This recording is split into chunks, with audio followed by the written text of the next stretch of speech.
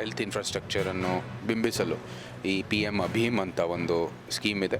ಅದರ ಅಡಿಯಲ್ಲಿ ಇಂಥ ಒಂದು ಸ್ಪೆಷಲ್ ಕೇರ್ ಯೂನಿಟ್ಗಳು, ಇಂಥ ಒಂದು ಕಟ್ಟಡಗಳು ನಿರ್ಮಾಣ ಮಾಡೋ ಮೂಲಕ ಅಂದರೆ ಇರುವಂಥದ್ದು ಮೂಲಸೌಕರ್ಯಕ್ಕೆ ಒಂದು ಸಹಾಯ ಕೊಡೋ ನಿಟ್ಟಿನಲ್ಲಿ ಈ ಒಂದು ಮೂಲಸೌಕರ್ಯವನ್ನು ನಿರ್ಮಾಣ ಮಾಡೋದು. ಕೊಡಗೂಲು ಸಹ 2 ವಿರಾಜಪೇಟೆಯಲ್ಲೂ ಮಡಿಕೇರಿಯಲ್ಲೂ ಕೂಡ ಒಂದು ಸ್ಪೆಷಾಲಿಟಿ ಕೇರ್ ಸೆಂಟರು ಮತ್ತು ಟರ್ಷರಿ ಕೇರ್ ಸೆಂಟರ್ ಇತ್ಯಾದಿ ಎಲ್ಲ ಬರ್ತಾ ಇದೆ.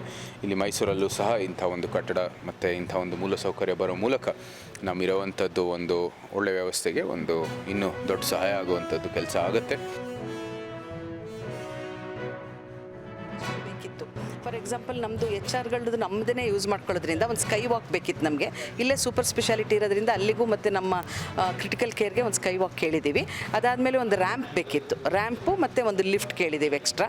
ಸೊ ಈ ಥರ ಅಡಿಷ್ನಲ್ ಒಂದು ಇದನ್ನು ನಾವು ಹೇಳಿದ್ದೀವಿ, MP ಸಾಹೇಬ್ರಿಗೆ ಹೇಳಿದ್ದೀವಿ, ಅವ್ರ ಗಮನಕ್ಕೆ ತಂದಿದ್ದೀವಿ. ಥ್ರೂ ನೋಡೋಣ ಸೆಂಟ್ರಲ್ ಮೂಲಕನೇ ತರಿಸೋಣ ಅಂತ ಹೇಳಿದ್ದಾರೆ. ನಮ್ಮ ಇದನ್ನು ನಾವು ಕೊಡ್ತೀವಿ, ಏನೇನು ಅವಶ್ಯಕತೆ ಇದೆ ಅನ್ನೋದನ್ನು.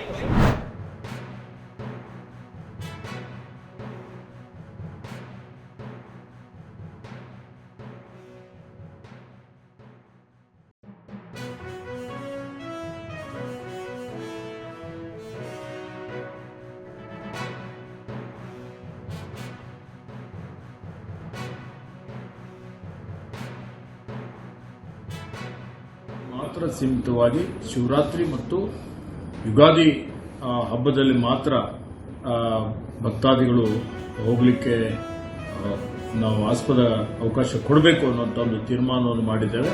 ಅದಕ್ಕೆ ಭಕ್ತಾದಿಗಳೆಲ್ಲರೂ ಸಹಕಾರ ಮಾಡಬೇಕು ಅಂತ ಹೇಳಿ ಕೋರುತ್ತೇನೆ.